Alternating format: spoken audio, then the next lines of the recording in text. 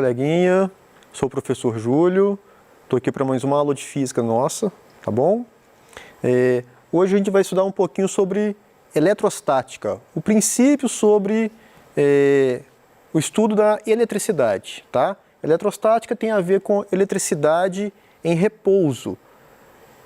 A gente sabe que as cargas elétricas dentro dos átomos, os prótons elétrons, eles nunca estão parados, eles estão sempre se movimentando. Mas quando a gente trata da eletrostática, a gente supõe que é um movimento de um local para o outro e, em seguida, esse movimento se estabiliza e a gente consegue observar determinados fenômenos por causa disso, tá bem? O que a gente tem que lembrar? As cargas elétricas no Sistema Internacional de Unidades são medidas em Coulomb, em homenagem a um cientista. A gente tem que lembrar que os prótons possuem carga positiva, a gente tem que lembrar que os elétrons possuem carga negativa e a gente tem que lembrar que os nêutrons possuem carga elétrica nula, tudo bem? O que a gente tem que ter na nossa mente, assim, bem forte, que a gente não pode esquecer nunca, e se você sabe disso, você consegue fazer praticamente tudo relacionado com eletricidade. Carga positiva repele carga positiva e atrai carga negativa. Carga negativa repele carga negativa e atrai carga positiva. As cargas neutras, elas não fazem força em outras cargas elétricas. Lembrando, a carga positiva a gente vai considerar que são os prótons, a carga negativa a gente vai considerar que são os elétrons. E as cargas neutras são os nêutrons, tá? Se você se lembra disso, que está esquematizado aqui agora, você não vai ter dificuldade no estudo da eletrostática. Sempre volte nesse fundamento que as cargas de mesmo sinal se repelem, que as cargas positivas e negativas se atraem e que as nulas, as neutras, não fazem força em ninguém. Tudo bem? A gente vai começar vendo um pouquinho sobre condutores elétricos e isolantes elétricos. Uma coisa que a gente não pode esquecer, quando eu tenho um corpo, o corpo é formado de inúmeros átomos, né? Todo átomo tem seus prótons, tem seus elétrons e tem seus nêutrons. Então, todos os corpos possuem cargas elétricas. Essas cargas positivas estão nos prótons, as cargas negativas estão nos elétrons e as cargas nulas estão nos nêutrons. Isso quer dizer que, por exemplo, eu, que sou feito de inúmeros átomos, eu tenho muitas cargas positivas, eu tenho muitas cargas negativas. Só que, normalmente, essa quantidade de cargas positivas e negativas, ela é igual. Se é uma quantidade igual, eu digo que eu sou um corpo eletricamente neutro. Estou com o número de cargas positivas igual ao número de cargas negativas. O que torna especial um condutor elétrico ou um isolante elétrico? O que diferencia um condutor elétrico de um isolante elétrico? Os condutores elétricos, eles possuem cargas elétricas que podem se movimentar dentro dele com grande facilidade.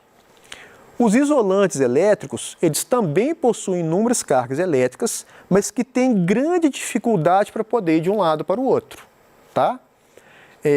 A gente diz que essas cargas estão presas dentro das moléculas do isolante elétrico. Já nos condutores, muitas cargas estão livres para poder ficar passeando sem dificuldade. Eu tenho certeza que você tem grande facilidade de identificar o que é um condutor elétrico, o que é um isolante elétrico. Por exemplo, condutores. Nós sabemos que os metais, como ferro, cobre, ouro, alumínio, qualquer que seja o metal, normalmente eles são bons condutores elétricos. Por quê? Se eu pego um pedaço de metal e eu coloco na tomada, eu vou tomar choque. Eu vou tomar esse choque porque a eletricidade sai da tomada, vem até esse pedaço de metal que eu estou segurando e vai passar pelo meu corpo, né? Isso identifica que as cargas estão se movimentando dentro daquele metal ali com grande facilidade. Quem são essas cargas? São elétrons livres naturais da ligação metálica, tá bom? Se a gente pega um pouquinho de água da torneira da nossa casa, a gente consegue tomar choque por essa água da torneira. Significa que a água da torneira da nossa casa, ela é condutora elétrica, tá? Por que essa água da torneira é condutora elétrica? A água que chega até a nossa casa, ela tem que ser uma água tratada, tem diversos minerais dissolvidos nessa água, então a gente tem íons nadando pela água. Esses íons nadando pela água são cargas elétricas que conseguem se movimentar sem dificuldade. Isso torna a água da nossa casa condutora elétrica. Tudo bem? Se eu pego água pura, que a água pura ela é isolante elétrica, porque não tem carga livre na água pura. Se eu pego um pouquinho de sal, dou uma pitadinha de sal na água, esse sal vai se dissolver, ele vai se separar em íons. Esses íons, passeando pela água, funcionam da mesma forma que os minerais lá da água que sai da torneira da nossa casa. Então a água pura com uma pitadinha de sal, ela se torna condutora, porque eu passo a ter cargas livres se movimentando dentro da água, tá? Agora, para se tratar de isolante elétrico, nós sabemos que madeira é isolante elétrico, isopor é isolante elétrico, plástico é isolante elétrico, borracha é isolante elétrico e, como eu havia falado, água pura é isolante elétrico. Açúcar é isolante elétrico. Se eu pego o açúcar, dissolvo na água um pouquinho, solto um pouquinho de açúcar lá na água, a água continua sendo isolante elétrico. Ô Júlio, por que tem essa diferença do comportamento do sal para o comportamento do açúcar na água? Como eu havia dito, o sal, quando ele se dissolve, ele quebra em íons, partículas separadas, cada uma com sua carga positiva ou sua carga negativa. Já o açúcar, quando eu dissolvo ele na água, eu vou ter uma molécula inteira de açúcar nadando pela água. Então isso não me permite ter cargas elétricas livres, quer dizer que a água pura acrescentada de açúcar, ela continua sendo isolante elétrica. Tudo bem? Continuando, a gente vai ver os processos de eletrização, tá? O que é o processo de eletrização? É quando eu pego um corpo que ele está neutro e por um motivo qualquer eu vou deixar esse corpo com excesso de cargas elétricas, seja cargas positivas, seja cargas negativas. Tudo bem? Lembrando que excesso de carga positiva é porque um corpo tem mais cargas positivas do que cargas negativas. Excesso de carga negativa quer dizer que um corpo tem mais cargas negativas do que cargas positivas. Quando um corpo tem excesso de cargas positivamente, a gente diz que ele está carregado positivamente. A gente diz que ele está eletrizado positivamente. Quando o corpo tem excesso de cargas negativas, a gente diz que esse corpo está carregado negativamente. Ele está eletrizado negativamente. Tudo bem?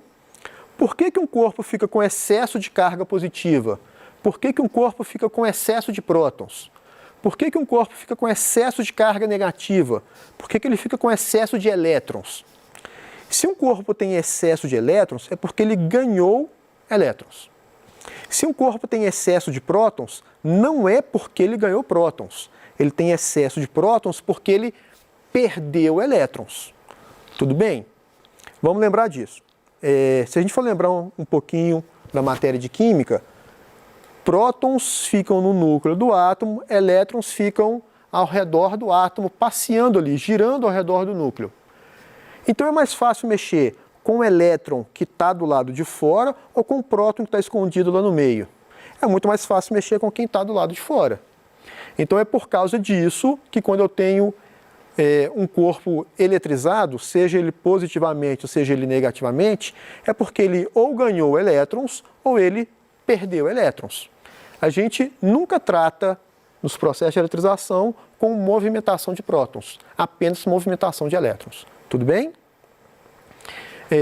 Continuando. Primeiro processo de eletrização. Eletrização por atrito. O que é eletrização por atrito? A gente sabe que o atrito é quando a gente tem, por exemplo, duas coisas em contato e elas vão arrastando uma pela outra. A eletrização por atrito nada mais é do que isso. Eu, por exemplo, pego alguma coisa, começo a esfregar em outra coisa, estou atritando uma coisa na outra. Tudo bem? A eletrização por atrito ela acontece tanto em isolantes quanto em condutores. desde que sejam materiais diferentes, e ela não funciona se eu tenho dois condutores elétricos. Como é que funciona a eletrização por atrito? Eu pego um material, por exemplo, e começo a esfregar outro material por ele.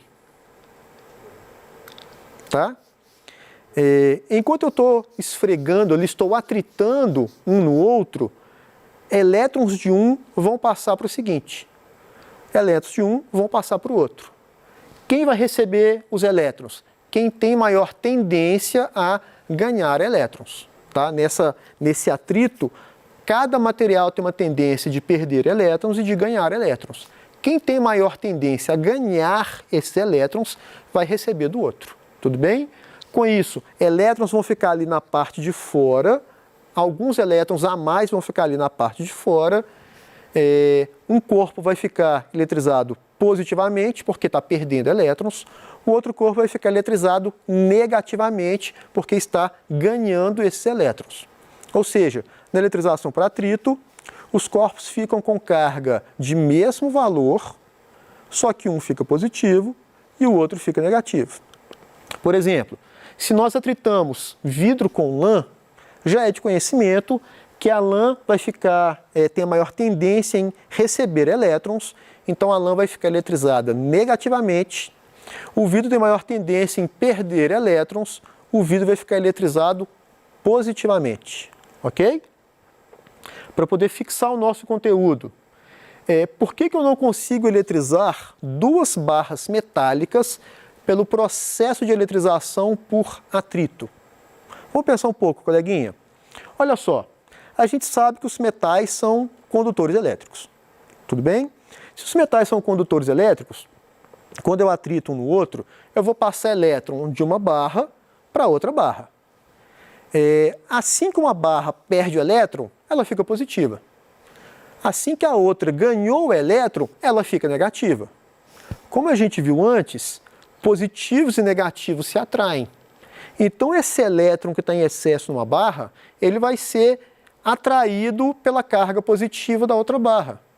Então algum elétron da barra que está negativa vai se movimentar rapidamente para a barra que está positiva, ficando neutro novamente. É por isso que eu não consigo eletrizar duas barras metálicas pela eletrização por atrito. Porque assim que tem a passagem de um elétron para o outro, rapidamente algum outro elétron volta e fica todo mundo neutro novamente. Tudo bem? Eletrização por contato. Eletrização por contato, ela só é possível em condutores elétricos. Por quê? Eu pego um condutor que já está eletrizado, tudo bem? Eu pego um outro condutor que ainda está eletricamente neutro, eu vou encostar um no outro e eu vou ter transferência de alguns elétrons de quem tem mais elétron para quem tem menos elétron. Se esse condutor, a princípio, está negativo, quando ele encosta, os elétrons se espalham.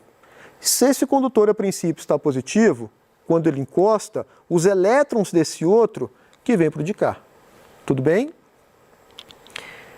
Se eu tenho condutores que o exterior dele for de um é igual ao do outro, as cargas vai se dividir pela metade.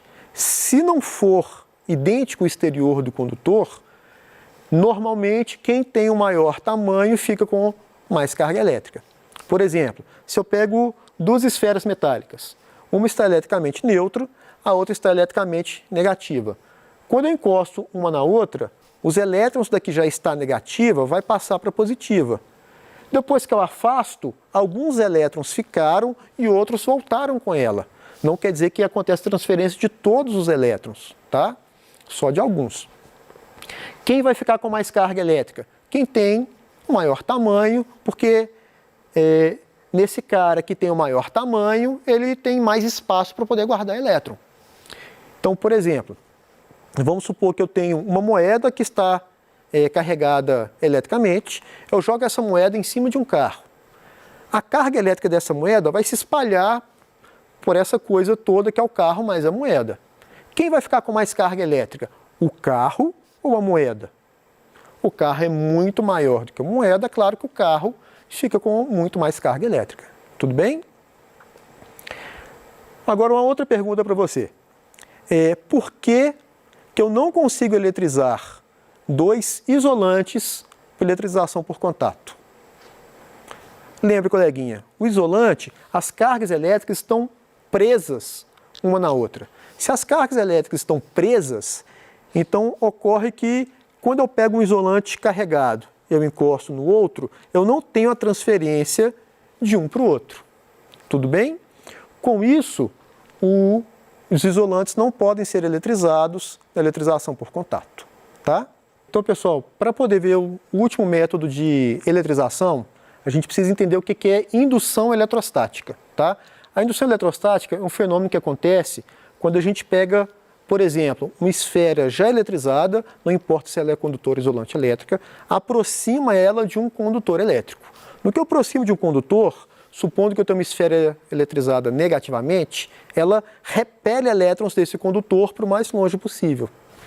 Então, eu vou ter uma concentração de elétrons num ponto e no outro ponto eu vou ter uma falta de elétrons. Então, de um lado vai ter excesso de carga positiva, do outro lado eu vou ter excesso de carga negativa. Essa separação de cargas recebe o nome de indução eletrostática quando a gente tem condutores elétricos. Quando nós temos isolantes elétricos, não tem a separação de cargas, porque elas não se movimentam num isolante elétrico, só que esse fenômeno recebe o nome de polarização. Tá bom? Como é que acontece a eletrização por indução? Eu tenho que provocar essa indução, então eu chego com o corpo já eletrizado próximo de um corpo condutor que seja neutro. Quando eu aproximo esse corpo eletrizado de um condutor neutro, eu vou ter a separação de cargas, eu vou ter a indução eletrostática. Para haver a eletrização, eu tenho que tirar algumas cargas dali. O que a gente pode fazer? Ou eu vou lá, se for algo que não for perigoso, eu posso encostar meu dedo, parte das cargas vão passar para o meu corpo. Ou então, eu posso usar o que a gente chama de fio-terra. O que é o fio-terra? É um equipamento de segurança usado para poder tirar excesso de cargas elétricas das coisas. Tudo bem? No chuveiro da nossa casa tem fio-terra. É por isso que, algumas vezes, quando a gente vai abrir o chuveiro e toma choque, é que o fio-terra não está conectado corretamente. Se ele estiver conectado corretamente, ele evita que a gente tome esse tipo de choque. Tá bom? Quando a gente aproxima esse corpo do condutor elétrico, acontece a indução, eu retiro algumas cargas dele, seja eu encostando meu dedo, seja eu conectando um fio-terra, a partir desse momento, esse corpo está eletrizado porque está com excesso de carga elétrica. Tudo bem? Tem um fluxo de elétrons entre o corpo e a terra. Tá? Então eu posso desconectar esse fio-terra e esse corpo já vai estar eletrizado. Posso até afastar esse outro corpo aqui que provoca a indução, que ele continuará eletrizado. Tudo bem? Agora uma última perguntinha para vocês. Por que eu não consigo eletrizar um isolante elétrico através da polarização? Pensa bem, o isolante elétrico, como já foi dito várias vezes na aula de hoje, as cargas elétricas estão presas, elas não conseguem se movimentar. Quando eu aproximo o meu corpo eletrizado, ele provoca a polarização, mesmo que eu conecte o fio-terra, eu não vou ter movimentação de carga elétrica do meu corpo, do meu isolante, para a terra e vice-versa. Então o meu corpo vai continuar neutro, já que não existe esse fluxo de elétrons. Tudo bem? Por hoje é só. Até mais, até a próxima aula.